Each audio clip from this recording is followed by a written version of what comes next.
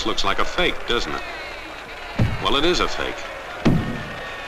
But here's a fella who's willing to bet his hard-earned money on it.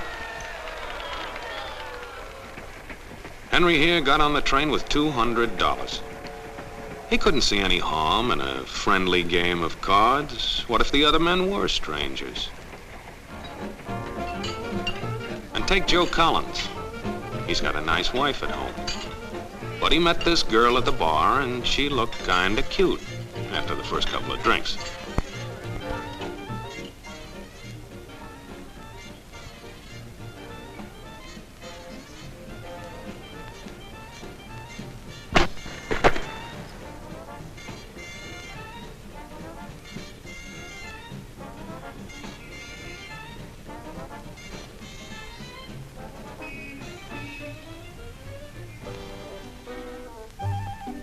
There's a good old-fashioned word for people like this. We call them suckers. And there are other people. People who stay up nights figuring out how to take away what they've got. There are all kinds of games and all kinds of suckers. Take Mike here, for instance. He's got everything, you might say. He's young, he's healthy, he's got a job. And he's got a country called America. It's a wonderful thing to have. America. Lots of room. Room enough to raise plenty of food. Big factories to make things a man can use. Big cities to do the business of a big country. And people. Lots of people. Enough to work the farm and build the factories, dig the mines, run the business. All kinds of people. People from different countries with different religions, different colored skins. Free people. They can live together and work together and build America together because they're free. Free to vote, to say what they pleased, go to their own churches, to pick their own jobs. Yeah, Mike's got something, all right. He's got America. But there are guys who stay up nights figuring out how to take that away from him. I want to give you the truth, folks. The truth about America. I know you've got a lot of questions. You want to know why you're not getting the breaks you deserve. Well, I'm not a politician. But I've made it my business to study these things, and I happen to know the facts. Now, friends, I'm just an average American. But I'm an American, and some of the things I see in this country of ours make my blood boil. I see people with foreign accents making all the money. I see Negroes holding jobs that belong to me and you. Now, I ask you, if we allow this thing to go on, what's going to become of us real Americans? I've heard this kind of talk before, but I never expected to hear it in America. This fellow seems to know what he's talking about. Yes, he knows all right. What's the answer? What are we real Americans going to do about it? You'll find it right here in this little pamphlet. The truth about Negroes and foreigners. The truth about the Catholic Church. Now, friends, these books are free. Paid for by real Americans who want others to know the truth. Excuse me, young man, but are you actually going to read that stuff? Sure, why not? You heard what he said, didn't you? Yes, I heard. But do you believe in that kind of talk? I don't know, makes pretty good sense to me. I'm speaking to you as an American. And I tell you, friends, we'll never be able to call this country our own until it's a country without. Without what? Yeah, without what? Without Negroes. Without alien foreigners. Without Catholics. Without Freemasons. You know these people. What's wrong with the Masons? I'm a Mason. Hey, that fellow's talking about me. And that makes a difference, doesn't it? These are your enemies. These are the people who are trying to take over our country. Now you know them. You know what they stand for. And it's up to you and me to fight them. Fight them and destroy them before they destroy us. Thank you.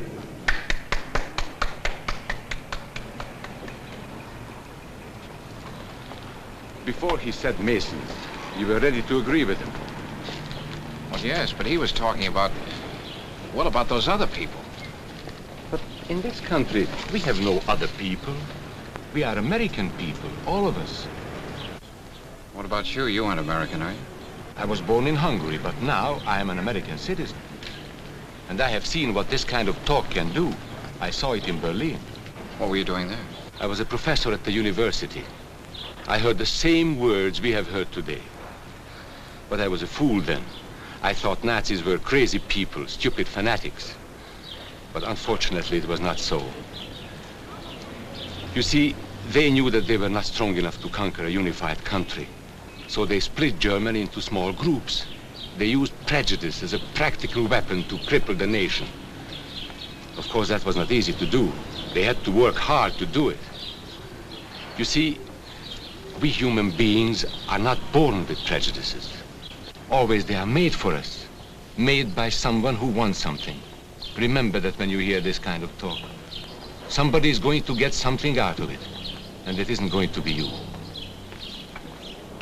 This is not classroom theory. I saw it happen. I saw it first in Berlin in 1932. 5 young men that I knew were standing in the crowd listening to the Nazi speaker. Eric was a Catholic. Anton, a student of mine, was a Jew. Heinrich owned a small hardware store. Karl was a farmer. And Hans was an unemployed metal worker.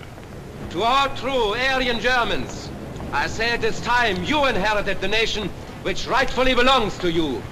To you alone belongs the glorious destiny of the greater Germany. The Nazi Party will provide land for the farmer, work for the worker, and profits for the small businessman. Who is getting these things now? The Jew. The Jew who has stolen our nation and our birthright. Who makes all the money and takes all our jobs? The Jew! He must be shunned. He must be ostracized. He must be eliminated. And the Catholics. We don't want our great nation run by a foreign church. We Germans will know what to do with these people when the time comes. They and their faith must be destroyed. Then there are the Freemasons. In Germany, we have no place for secret societies. There will be only one society, and that is the Nazi Party. There will be no secrecy about that in the new greater Germany. One by one, he attacked each minority and he split them off one from the other. These men were all fellow Germans when they came here today. Now they were split into rival groups, suspicious of each other, hating each other.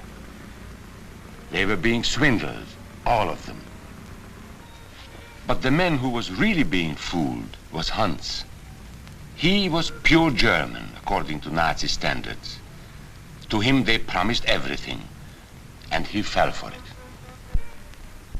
You who are true Aryan Germans will share the glorious destiny of our fatherland. You are the pure-blooded, the master race. It is your divine right to rule, and the Nazi Party stands ready to put you into power. It is for you to command all Germany, and someday the entire world. That's how Hans became a Superman. They gave him a uniform and they pumped up his ego. He wasn't just a little fellow out of work anymore. He was a member of the master race. His wife couldn't quite understand. Even though he was a Superman, there wasn't any food in the house. Stupid woman. Didn't she realize that the Nazis were going to make jobs for everybody? There would be plenty of food and clothing and a new house. Everything they wanted. The glorious future of Germany was to be theirs. And their children would someday rule the world. But his wife, silly woman, still wondered where the next meal was coming from. Hans didn't like that kind of talk. It was dangerous. For that kind of talk, people should be put in jail.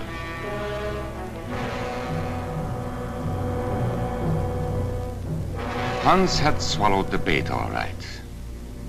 And these were the men who baited the hook. Why? So that Hans could come to power? Of course not. so they could come to power. They would merely use Hans to help them get there. He would do the dirty work for them. Hans and thousands of others like him, all playing a sucker's game. They gambled with other people's liberty, and of course they lost their own. A nation of suckers. Hitler needed these people. There was lots of work to be done. There were trade unions to be smashed, because unions were organized and might offer resistance. There were many political parties in Germany. These the Nazis destroyed. They were determined to smash every organization where people might band together and resist them. There were Jews to be beaten and killed. The Jews were not powerful, but they were a convenient excuse for all the nation's ills. And besides, a Nazi party member could not take over this man's stall. Hundreds of Catholics were put in jail because the Catholic Church had strength and could resist the Nazi drive for power. They had split the nation into 100 pieces, and then one by one, they had destroyed the pieces. Over these broken pieces, the Nazis rode into power. One party, one nation, one religion. These men had won their struggle for power. They now ruled all of Germany. But still they had trouble with their oldest and most persistent enemy, the truth. They found that truth does not die easily, and so they decided to abolish truth. One great source of truth is literature, so they burned books, 20 million of them. Many great men in Germany who were spokesmen for truth were jailed or driven from their country. Teachers, writers, scientists. Education was discouraged. In 5 years, college attendance dropped 53%. It was forbidden to listen to a British radio program or read an American newspaper. In Nazi Germany, you had to get your information from Dr. Goebbels. He knew what was best for you. You couldn't see this movie or listen to this music. And you couldn't watch Joe Louis fight because the champion had black skin. He disproved Hitler's theory of Nordic supremacy. Albert Einstein, one of the world's great scientists, disproved that theory too. He was non-alien, so he had to leave Germany. His mind was dedicated to the search for truth, and the Nazis, having sold a lie, were most afraid of truth. The church was one force in Germany still strong enough to proclaim the truth in public. No doubt is possible that we Christians are in a grave battle. Against us stands a faith out of blood. The battle signals range from cool repudiation to hate-filled causes. Weapons are used that centuries have dulled. The aim of this battle is to dislodge Christianity from our fatherland. This Catholic priest was arrested the following day on charges of immorality. The Protestant church also continued to try and fight for truth. He who desires liberty for himself cannot deny it to others, lest he lose what he has gained. This is the great lesson the world can learn from Germany. The Nazis put this man in a concentration camp. There were others who spoke for truth, and I am proud to say that educators were among them. And what, may I ask, is an Aryan? I don't know myself. But let us see what our present so-called authorities have to say about it. They say he is tall,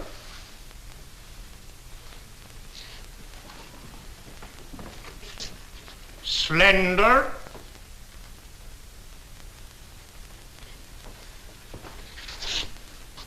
blue-eyed, and blonde. There is no Aryan race. And more important, there is no master race. There are people who may find these ideas convenient, but science cannot support them. There is no scientific proof that there's any correlation between a man's racial characteristics and his native ability or character.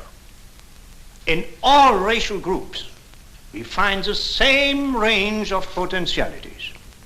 We find idiots and geniuses. We find criminals and philanthropists. We must judge each man as an individual and not by the color of his skin or his eyes or by the length of his nose.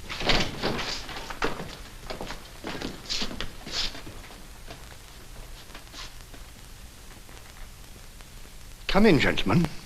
Make yourselves comfortable. There are many differences between individuals.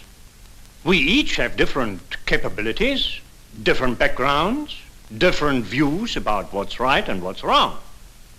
Like the difference between me and these gentlemen who have just arrived. But that is not the difference in race. It is a difference in the way we think. Remember that. And remember that there is no master race. That is a scientific truth. Anyone who tells you otherwise is lying.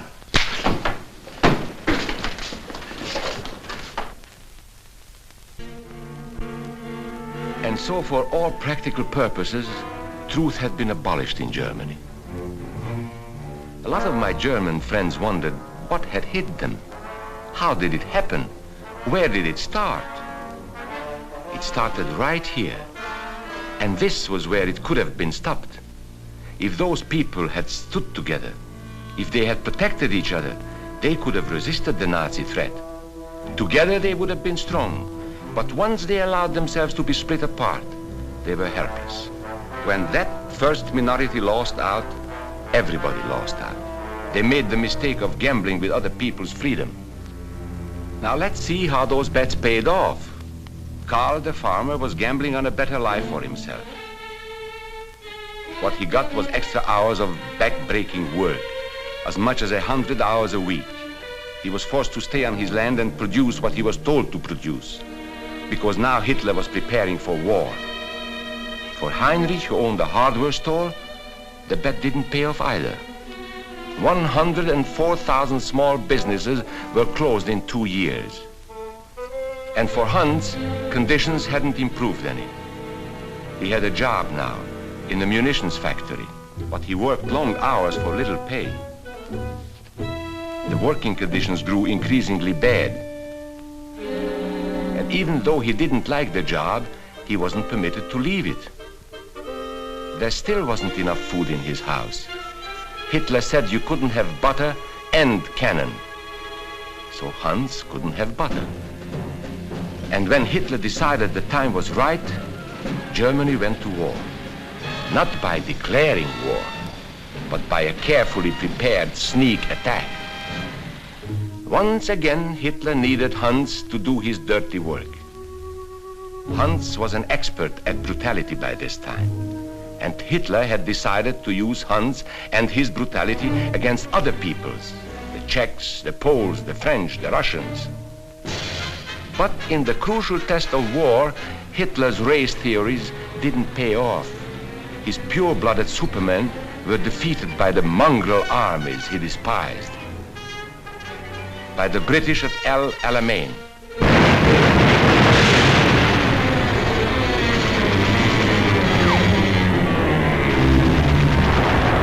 By the Russians at Stalingrad.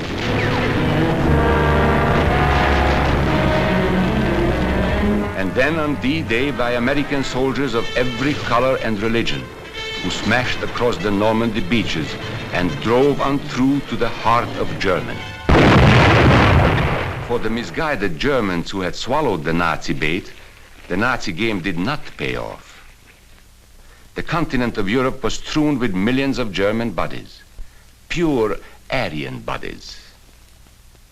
Karl, the farmer, was left in the snow outside of Moscow. Heinrich stayed in Italy at Salerno. And Hans, who was going to rule the world, got only a little patch of Normandy that he could call his own. We must never let that happen to us or to our country. We must never let ourselves be divided by race or color or religion, because in this country we all belong to minority groups. I was born in Hungary. You are a Mason. These are minorities. And then you belong to other minority groups too. You are a farmer. You have blue eyes. You go to the Methodist Church. Your right to belong to these minorities is a precious thing. You have a right to be what you are and say what you think, because here we have personal freedom. We have liberty. And these are not just fancy words. This is a practical and priceless way of living. But we must work at it. We must guard everyone's liberty, or we can lose our own. If we allow any minority to lose its freedom by persecution or by prejudice, we are threatening our own freedom. And this is not simply an ideal. This is good, hard common sense. You see, here in America is not a question whether we tolerate minorities. America is minorities. And that means you and me.